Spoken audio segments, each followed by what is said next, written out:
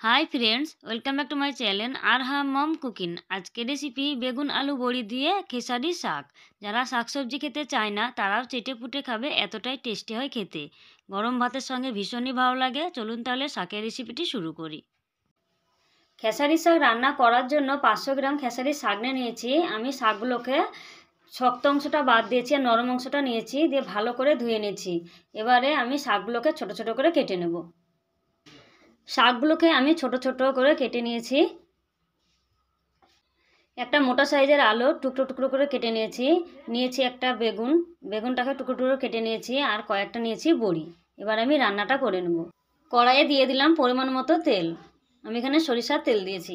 তেলটাকে গরম হতে দেবো। তেলটা গরম হয়ে গেছে, এবার আমি দিয়ে দেবো 4টে বড়ি। আমি এখানে 4টে বড়ি নিয়েছিলাম, দিয়ে দিলাম। বড়িগুলোকে একটু লাল লাল করে ভেজে নেব।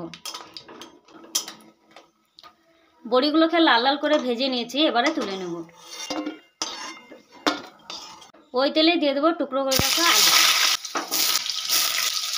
দিয়ে দিলাম খুব সামান্য পরিমাণে হলুদ গুঁড়ো, আর দিয়ে দিলাম 1 চিমটি লবণ। আলুগুলোকে আমি লাল লাল করে ভেজে নেব। আলুগুলো আমি লাল লাল করে ভেজে নিয়েছি, এবার আলুগুলোকে তুলে নেব।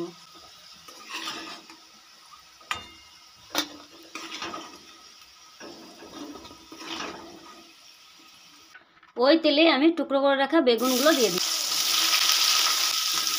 খুব সামান্য পরিমাণে দিয়ে দিলাম হলুদ গুঁড়ো, আর দিয়ে দিলাম খুব সামান্য লবণ। আমি বেগুনগুলোকে লাল লাল করে ভেজে নেব।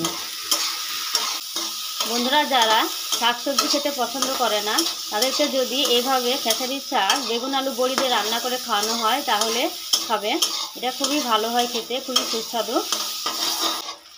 বেগুনগুলোকে লাল লাল করে ভেজে নিয়েছি, ভাজা হয়ে গেছে। এবার আমি বেগুনগুলোকে তুলে নেব।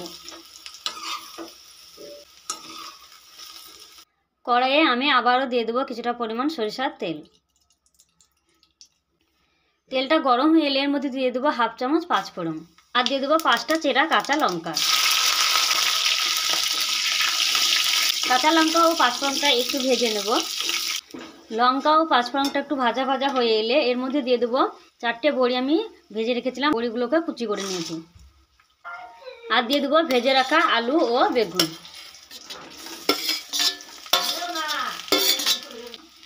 তেলের সঙ্গে খুব ভালো করে মিশিয়ে নেব।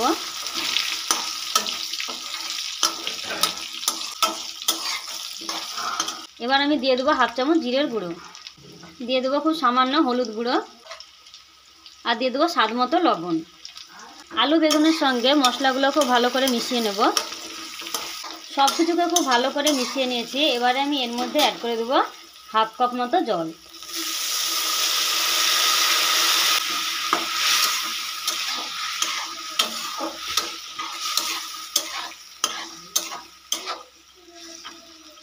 এবার আমি ফোটা পর্যন্ত অপেক্ষা করব। ফুটে উঠেছে, এবার আমি আগে থেকে কেটে রাখা খেসারির শাকগুলো দিয়ে দেব। খুব ভালো করে একবার নাড়াচাড়া করে নেব।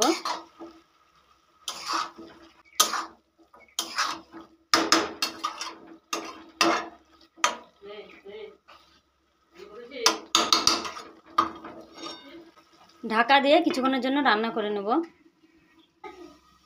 শাকটাকে আমি 20 মিনিট মতো ঢাকা দিয়ে রেখে দিয়েছিলাম। ঢাকাটা তুলে নিয়েছি। এবার দেখে নেব শাকের মধ্যে আর জল আছে কিনা। কোনো রকম আর জল নেই, যেটুকু আছে। এবার আমি শাকটাকে বারবার নাড়াচাড়া করে ভাজা ভাজা করে নেব।